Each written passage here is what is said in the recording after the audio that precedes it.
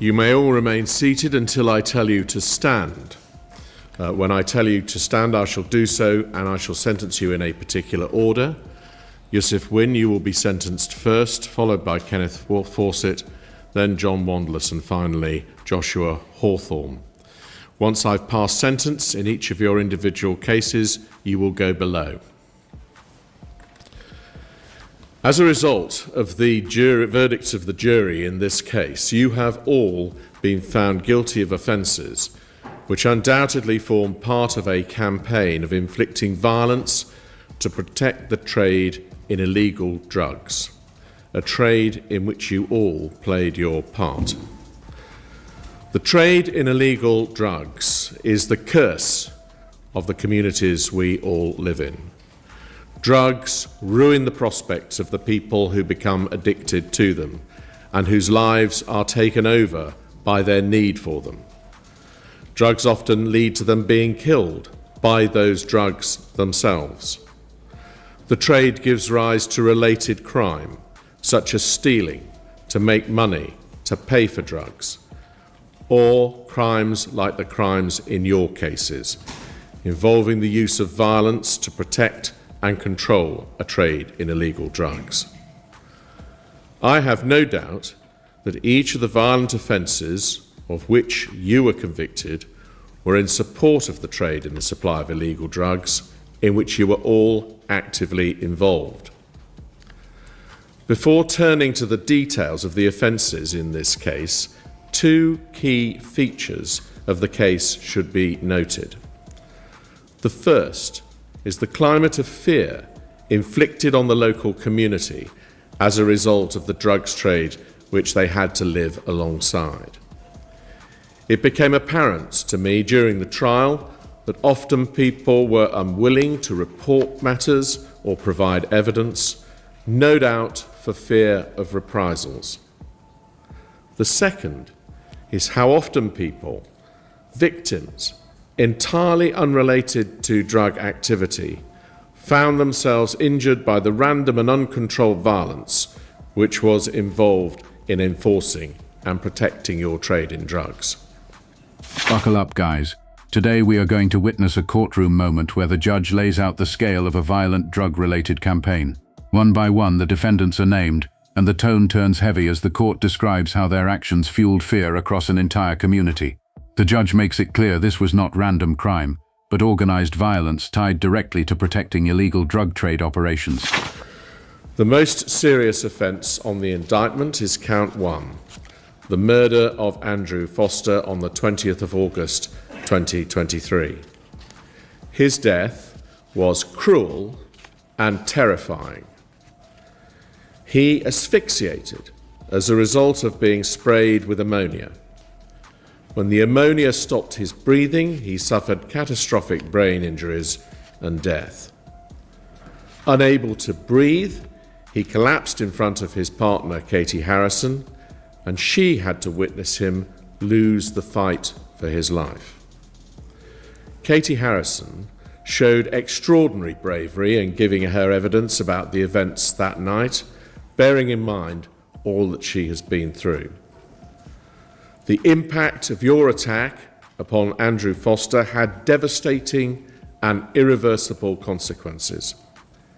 He was a much-loved young man, a gentle, funny, and caring partner and son, with many years of his life ahead of him.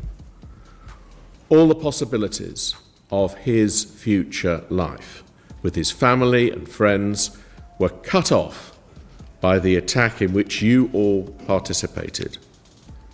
His death has created a void in the life of his mother, Karen Foster, and Katie Harrison, his partner, which can never be filled.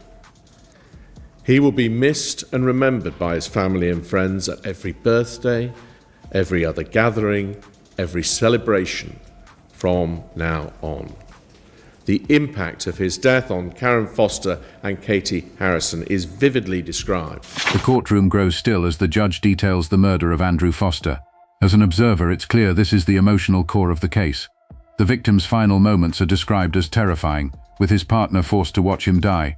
The judge highlights the permanent damage done to his family, painting a picture of a life violently cut short and a loss that will echo through every future milestone they face. In their victim impact statements, no one who heard their evidence could fail to be moved by their description of the harm that you have caused to them.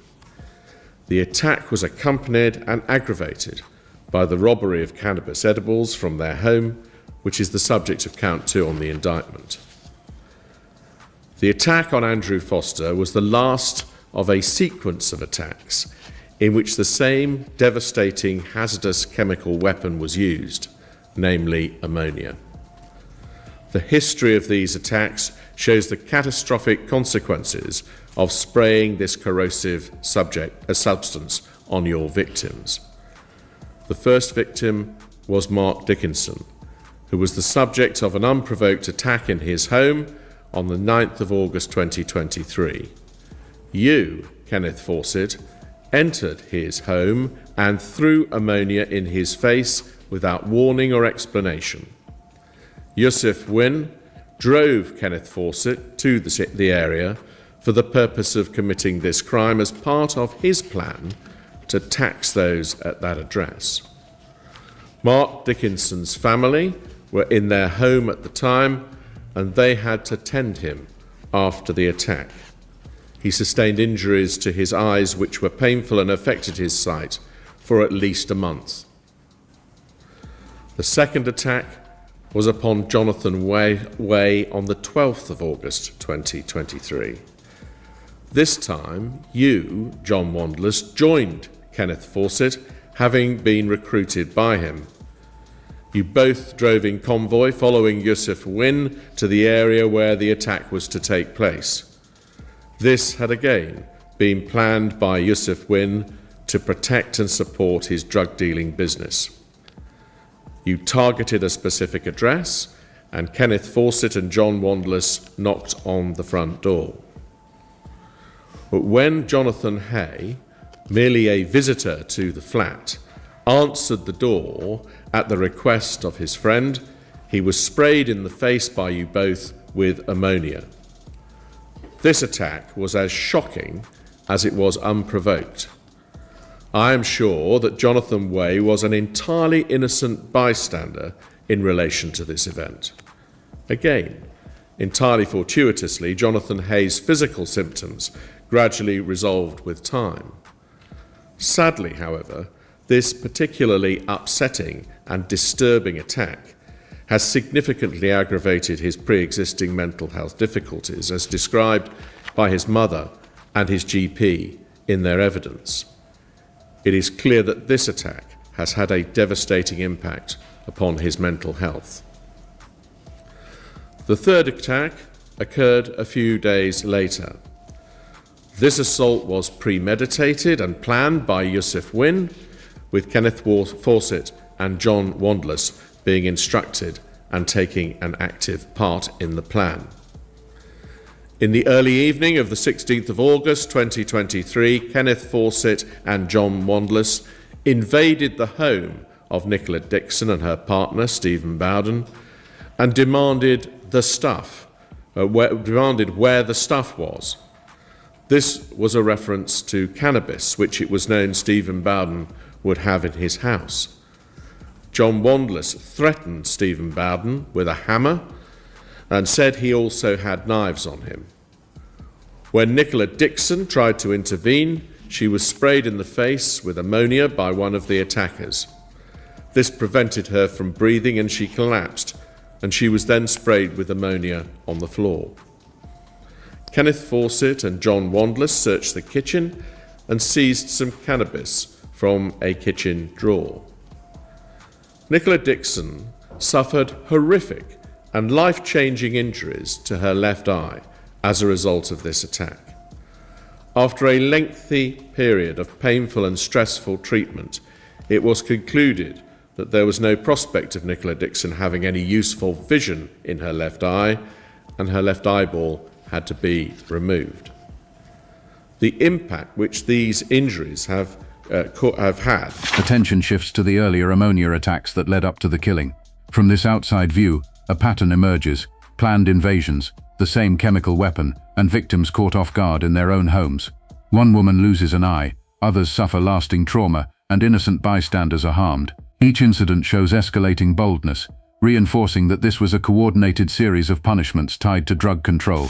Stretches well beyond the undoubtedly excruciating pain caused by the months of treatment and operations which Nicola Dixon had to endure.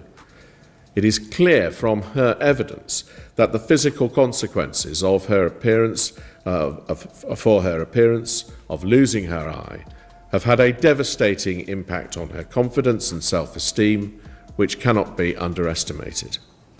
Her life will never be the same again as a result of the injuries which were inflicted upon her in this appalling and again unprovoked attack. Days later, on the 20th of August 2023, Andrew Foster was murdered.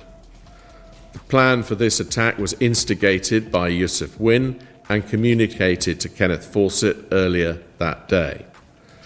Later, Kenneth Fawcett and John Wandless drove to the area of Ayton Terrace where Andrew Foster and Katie Harrison lived. Kenneth Fawcett attempted to contact Youssef Wynne shortly before the attack was to be launched, but without success. So instead, he contacted Joshua Hawthorn, who was an integral part of Youssef Wynne's drugs business, for instructions. And thereafter, the instructions having been received, the attack went ahead. Straight after the attack, Kenneth Fawcett was trying to call Josh Hawthorn and then texting him, telling him to answer his phone and that he wasn't happy.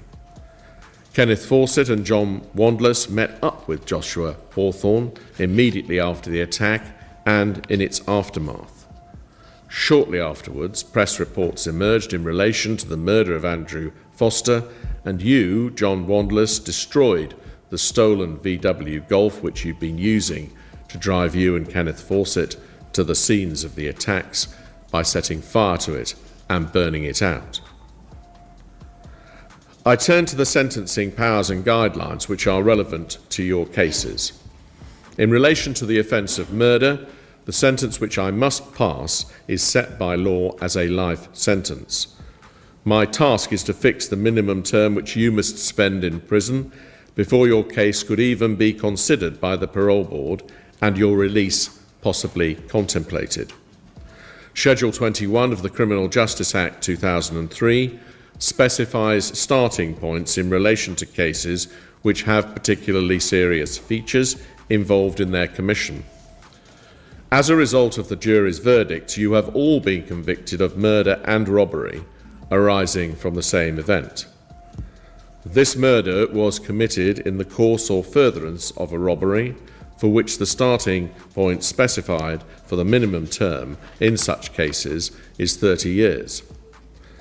There is, in my view, no doubt that the murder of Andrew Foster involved the bringing of a weapon to the scene of the crime in the form of ammonia, and a starting point of 25 years is specified in those circumstances.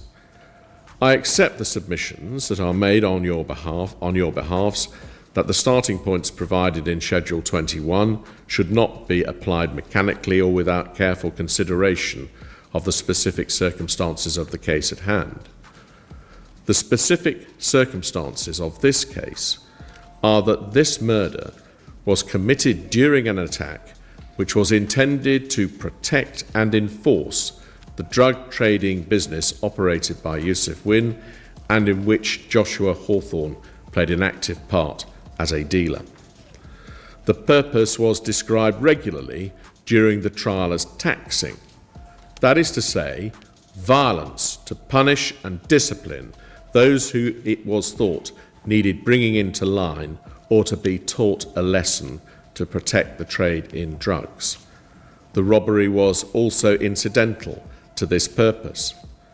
It appears to me that the purpose of these attacks was to protect the lucrative criminal activity of your drugs enterprise, it is difficult to avoid the conclusion that this was murder for gain, as specified in Schedule 21. The judge then outlines how the final attack was organized, describing calls, instructions and roles within the group.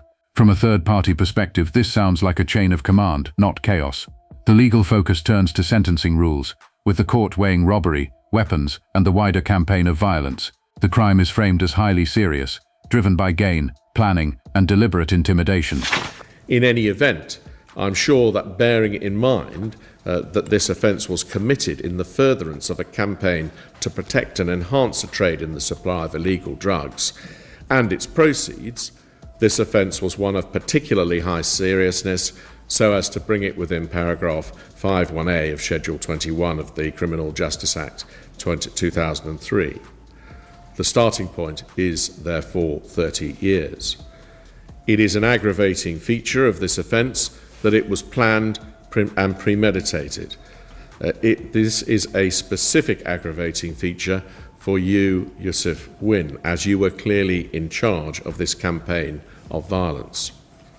I do accept, however, that there was no intention to kill on behalf of any of you, and that, in my judgment, is an important element of mitigation, which I take into account in considering the appropriate minimum term in this case, and which leads to a material reduction in the sentences in your cases. I turn to the other offences. For the offence of robbery, applying the relevant sentencing guidelines, I am satisfied that this is an offence of high culpability given the use of weapons and high harm in the light of the fact that Andrew Foster was killed. For this kind of offence, the guidelines indicate that the starting point should be 13 years and the range of any sentence between 10 to 16 years. As has already been said, this offence is taken into account as an aggravating feature of the offence of murder and reflected in the starting point identified above. There are specific guidelines in relation to offences of assault to which I must have regard in considering the offences under counts 3 to 6 on the indictment. I have no doubt that the offence of assault occasioning actual bodily harm with intent against Nicola Dixon was a case of high culpability, involving, as it did, a significant degree of planning and a very dangerous weapon in the form of the ammonia with which she was attacked. The harm which she suffered was in the highest category. She received a particularly grave injury, resulting in permanent and irreversible consequences, which are having a substantial detrimental effect on her everyday life. The starting point for a term of imprisonment for an offence of this kind, which falls into category 1A for high culpability and high harm, is 12 years, with a category range of 10 to 16 years. Turning to the offences of attempted assault, occasioning attempted assault occasioning grievous bodily harm with intent against Mark Dickinson and Jonathan Hay, these were again offences of high culpability in the light of the extent of the premeditation and planning involved, as well as the use of a very dangerous weapon in the form of the ammonia with which they were sprayed. The harm category for these cases is category 3, but whilst no really serious harm was caused, the evidence of the devastating impact of having ammonia thrown over a person is very clear from the other attacks. The starting point specified in the guidelines for an offence in this category is 5 years, with a category range of 4 to 7 years imprisonment. It also needs to be borne in mind that these were attempted offences, and this provides some mitigation to be taken into account. The offence of assault occasioning actual bodily harm charged under count 3 against Youssef Wynne is, I'm satisfied, one of medium culpability with harm category 3. The starting point for such an offence provided by the guidelines is a high-level community order with a category range of a low-level community order to 9 months imprisonment. In respect of count 7, the offence of handling the stolen VW Golf, of which John Wandless was convicted on his own plea, I accept that the relevant guidelines for that offence provide a starting point of 1 year and a range of 6 to 18 months imprisonment as an offence of medium culpability and category 2 harm.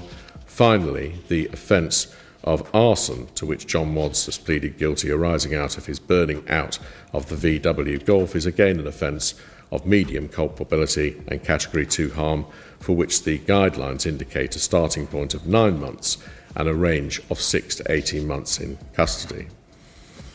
As a matter of general approach, I consider that in the cases of Youssef Wynne, Kenneth Fawcett and John Wandless, each of the offences other than the murder for which you come to be sentenced should be treated as an aggravating feature to be taken into account when setting the minimum term for the life sentence I must impose.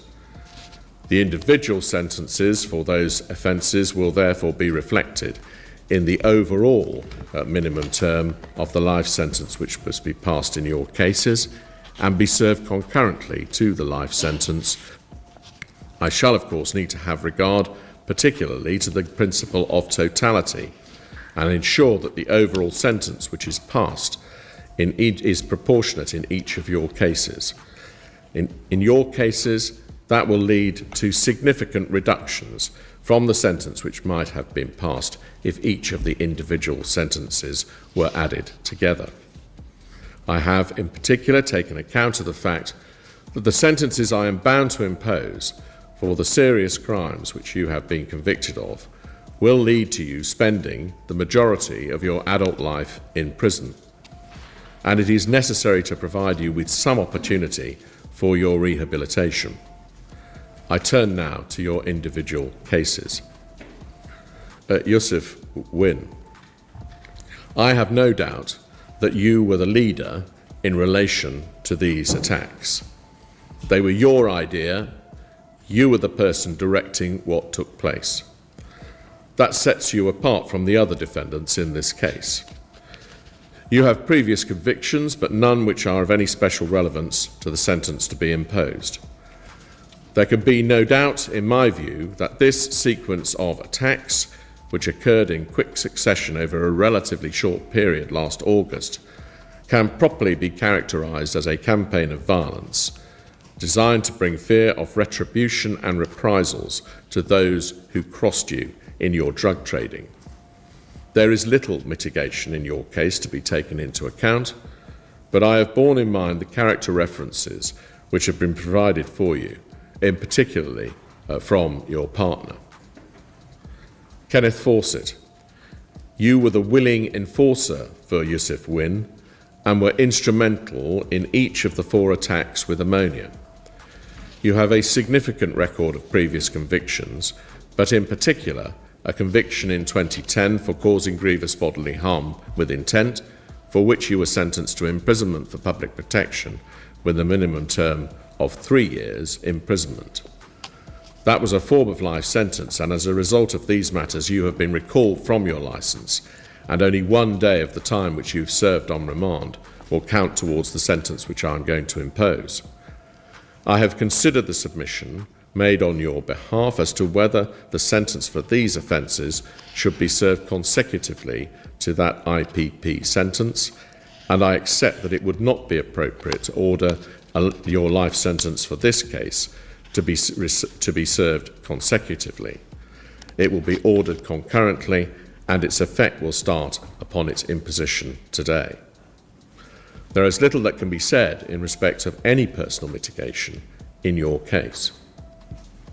John Wandless, you were responsible for 3 of the ammonia attacks and also for driving yourself and Kenneth Fawcett in a stolen vehicle to the scenes of these crimes. After you realised that the stolen vehicle could link you to the murder of Andrew Foster, you then burnt that car out in an attempt to cover up your involvement and destroy any evidence. You have previous convictions for violence, in particular numerous previous convictions for assault. You were the person who Kenneth Fawcett recruited to back him up in these attacks. The psychiatric report which has been served in your case explains that whilst you were probably not suffering any mental health illness at the time of these offences, you have in the past been treated for depression and anxiety, and I have taken this into account in your case. You have also had to cope with recovering from a head injury as a result of a road accident, which undoubtedly was a significant setback for you. The report also explains that you've been addicted to drugs and struggled to overcome this. You have 2 children with whom you wanted to establish a family life, but your offending in this case will have put paid to that. I accept what is said on your behalf, that you now have remorse about what you did, and you now recognise the harm that you have done, not only as I've described in these sentencing remarks to others, but also your family. Joshua Hawthorn, you were only convicted of the final attack and its associated robbery, and to that extent you are in a far less serious position than your co-defendants. You were not part of the persistent campaign of violence across the 4 attacks in this case. You were, however, clearly instrumental in the last and most serious attack. I accept that you were not at the head of the chain of command in relation to this attack or involved directly in its planning. That was Youssef Wynne. Nonetheless, on the night of these events, when he was not available, it was obviously to you that Kenneth Fawcett looked for final instructions in relation to the attack. After that short call with you, the attack was launched. You were also the person to whom Kenneth Fawcett resorted when it was clear that the attack had not gone as he had wished. It was to you that Kenneth Fawcett and John Wandless went shortly after the attack. You have previous convictions in relation to the supply of drugs, but none relating to violence. In fixing the minimum term in your case, I have taken account of your personal mitigation. The psychological reports upon you explain the issues in relation to your thinking skills and suggestibility. You are also far younger than the others you were involved with, in particular Youssef Wynne, and much less mature. The psychological reports also explained you have suffered with anxiety and depression, and this is also mitigation in your case. I also accept that you had an extraordinarily difficult start in life and a very unfortunate family background. I've borne in mind the evidence of your partner and her explanation of how you became involved with drugs and became drawn into this offending. And I have taken account of the fact that the sentence which I must impose in the light of the jury's verdict will prevent you from playing any meaningful part in the life of your young children. The clear differences in your position from that of the others and the very extensive personal mitigation available to you has enabled me to make a significant reduction from the starting point in your case. Youssef Wynne, stand up. Youssef Wynne, in relation to count 1, the sentence which I impose is a life sentence of life imprisonment with a minimum term of 33 years, less the 256 days which you have spent on remand and which will count towards your sentence. In relation to count 2, the sentence which I impose is 14 years concurrent to count 1. In relation to count 3, the sentence is one of 1 month concurrent to count 1. In respect of count 4, the sentence is one of 5 years concurrent to count 1. For count 5, the sentence is 6 years concurrent to count 1. Finally, in relation to count 6, the sentence imposed is one of 15 years concurrent to count 1. This leads to an overall sentence of life imprisonment with a minimum term of 33 years, less the 256 days you have spent on remand. You may go down. Kenneth Fawcett, stand up. In relation to count 1, the sentence in your case will be life imprisonment with a minimum term of 32 years, less 1 day which you've spent on remand prior to your licence recall, and that will count towards that sentence. In relation to count 2, the sentence I impose is one of 14 years concurrent to count 1. In respect of count 4, the sentence is one of 5 years concurrent to count 1. For count 5, the sentence is 6 years concurrent to count 1. Finally, in relation to count 6, the sentence imposed is one of 15 years concurrent to count 1. This leads to an overall sentence, in your case, of life imprisonment with a minimum term of 32 years, less the one day that you have spent, or one of the days that you have spent on remand. You can go down. John Wandless, stand up. In relation to count 1, the sentence in your case will be life imprisonment with a minimum term of 31 years, less the 330 days which you have spent on remand and which will count towards your sentence. In relation to count 2, the sentence which I impose is 14 years concurrent to count 1. In respect of count 4, the sentence is one of 5 years concurrent to count 1, and for count 5, the sentence is 6 years concurrent to count 1. In relation to count 6, the sentence I impose is one of 15 years concurrent to count 1. In respect of count 7, I impose a sentence of 1 year concurrent to count 1, and in respect of count 8, a sentence of 9 months concurrent to count 1. The effect of this is that it leads to an overall sentence in your case of life imprisonment with a minimum term of 31 years, less the 333 days that you have spent on remand. You can go down. Joshua Hawthorn, stand up, please. In relation to count 1, the sentence which I impose will be life imprisonment with a minimum term of 22 years, less the 272 days which you have spent on remand and which will count towards your sentence. In relation to count 2, the sentence I impose is 14 years to be served concurrent to count 1.